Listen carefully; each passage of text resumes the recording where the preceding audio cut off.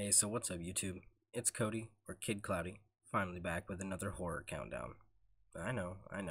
It's been a long time coming, and I definitely should have had something released for you guys, but I've just had a lot on my plate lately. But I am back today, and I thought we'd kick things off with a little horror countdown of some of the most chilling 911 calls that I've ever heard. Honestly, I feel like this video doesn't really need a long intro, so we can kind of just dive right into it.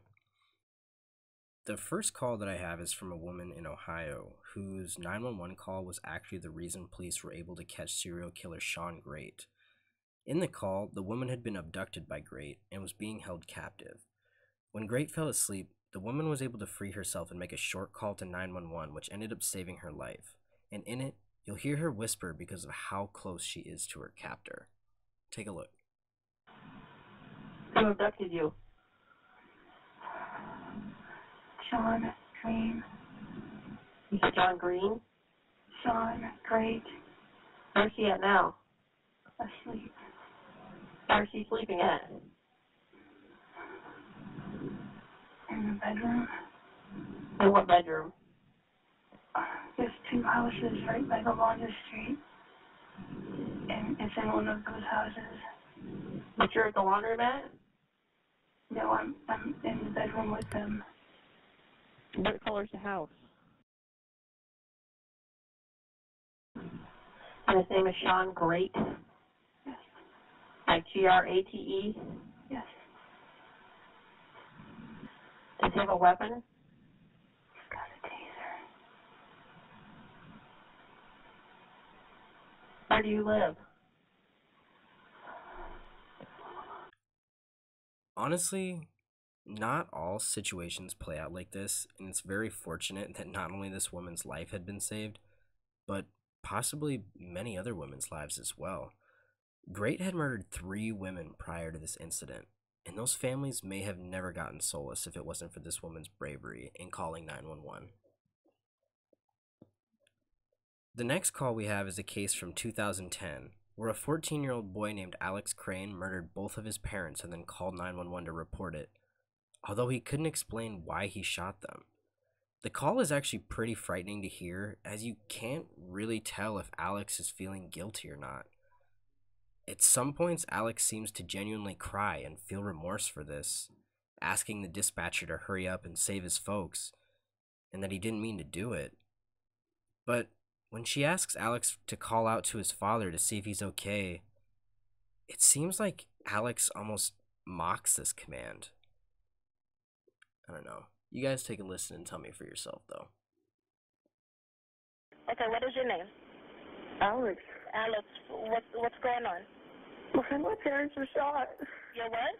My parents were shot. Your parents were shot? Yes. Stay on the line, okay? Alex, how old are you? I'm 14. 14, where are they now? In the bathroom. Okay, who shot your parents? I did. You did? Yes. Okay, stay on the line with me, okay? I'm Okay. going to get you some help. Was this an incident, Alex? How did this happen, sweetie? I don't know. You don't know?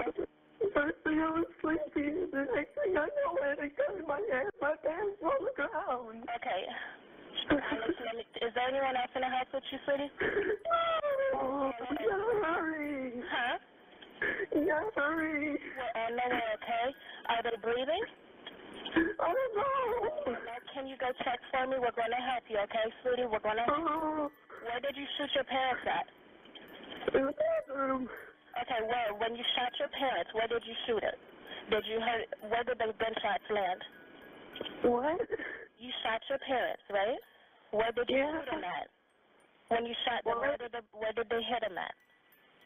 I hit my dad in the shoulder, and I don't know where I hit my mom.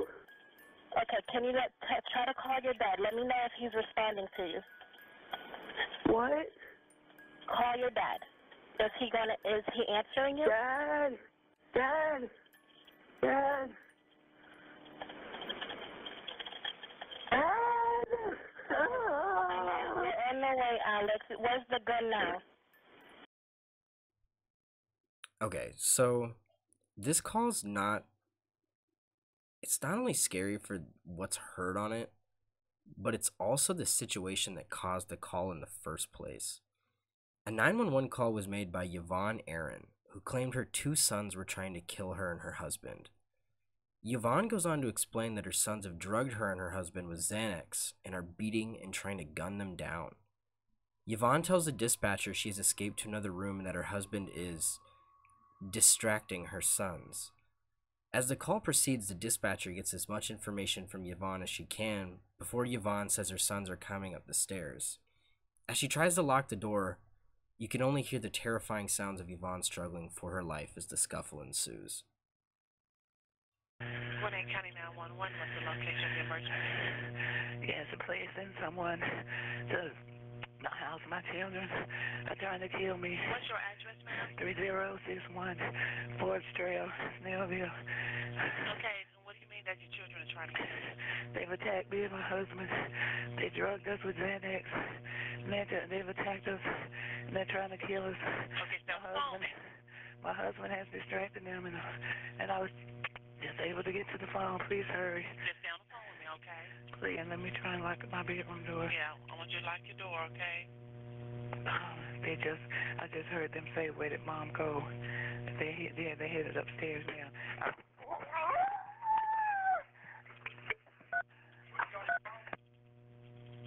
Hello? The police are out their way. It's out their way.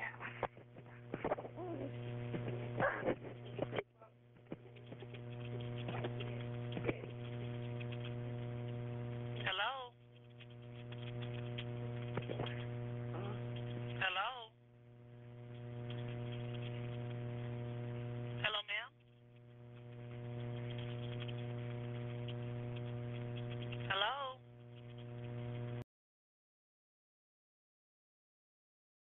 Yvonne's silence goes on for about 3 minutes after this, and the thoughts going through your head as you hear the dispatcher ask for Yvonne to come back to the phone are enough to make your hair stand on end.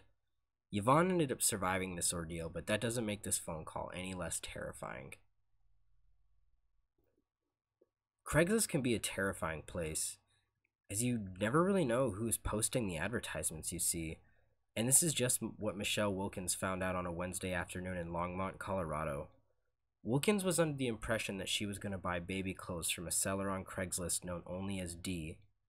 D, later identified as Dynell Lane, had attacked Wilkins with a 3-inch blade and removed her unborn baby. Yeah, you heard that right.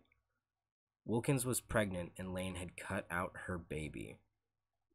Luckily, Wilkins was able to call 911 and not only be saved, but was able to put Lane behind bars. Longmont 911, address of your emergency? 1620 Green, please.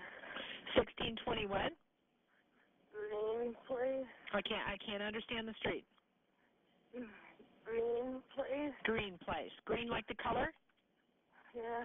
What's the phone number you're calling me from? Okay, tell me what happened. She cut me. Who cut you? Downstairs. I don't know. Okay, hold on. I responded to. Hang on. Hold on. Please. I'm downstairs. Okay, who cut you? This girl I responded to was ready for Jack. What did she cut you with? A knife. I'm pregnant.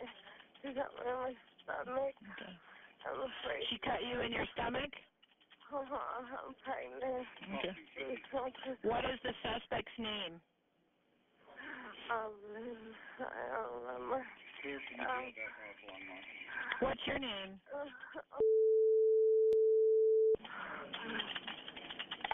Hang on, okay? I'm gonna this. She is. Okay, this last call, it's a very old case, actually from the 1980s, but it's one that's kind of recent to me. And when I heard the calls, it really chilled me to the core. This is Paul Michael Stefani, aka the Weepy-Voiced Killer. He was a serial killer from the Minneapolis-St. Paul area whose killings caused quite a scare in the 1980s. Stefani's nickname, the Weepy-Voiced Killer, was a nickname given to him due to the series of anonymous phone calls he would make to police after his crimes. He would call frantically and explain to police how he stabbed women over 40 times, blubbering and crying and apologizing. But I'm not just talking about one call. He made multiple calls. He just kept killing. And every time he called, he seemed a little bit more unstable. A truly horrifying individual, and one whose weepy voice is sure to give you the willies. Don't talk, just listen. I'm sorry what I did to Compton. I couldn't help it. Don't know why I had to stab her. I am so upset about it. I keep getting drunk every night. I can't believe it. It's just like a big dream. I can't think of being locked up. If I get locked up, I'll kill myself. I'd rather kill myself than get locked up. I'll try not to kill anybody else. Fire emergency. Please don't talk, just listen. I'm sorry I killed that girl. I stabbed her 40 times. Kimberly Compton was the first one. Oh, my safe. I don't know what's the matter with me. I'm sick. I'm going to kill myself, I think. Where are you? I'm just going to... If somebody dies with a red shirt on, it's me. I killed both of you. I'm sorry. I'll never make it to heaven. Calm down. Calm down. Oh, you find me, I just stabbed somebody with an ice pick. I can't stop myself. I keep killing somebody.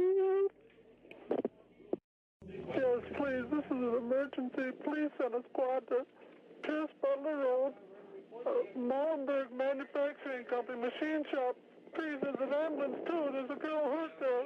Can you tell me what happened to her? Just hurry, she's laying on the ground in the back by the railroad tracks, by the edge here. Hurry. What's the address? I don't know. Who are you? Well, guys, that's pretty much all I got for the 5 scariest 911 phone calls. I really hope you enjoyed my little list here. I hope that some of these are hopefully some new calls that you guys haven't heard. You know, by no means are these in really any order, and I don't think these are like the scariest of all time or anything like that. But these are 5 scary phone calls that I did happen to find for you guys, and I wanted to share. So yeah, I just really hope that it was something that was new added to your list, and that's something that you hadn't heard before. But anyway, yeah, subscribe to the channel and all that to be caught up on my new videos. I'm going to start trying to release more often here. Hopefully at least every Tuesday getting a video out there. Join the Discord if you want to keep up. And then of course head over to the Twitch if you want to see the live streams. Anyway guys, I'll catch you in the next one, and later.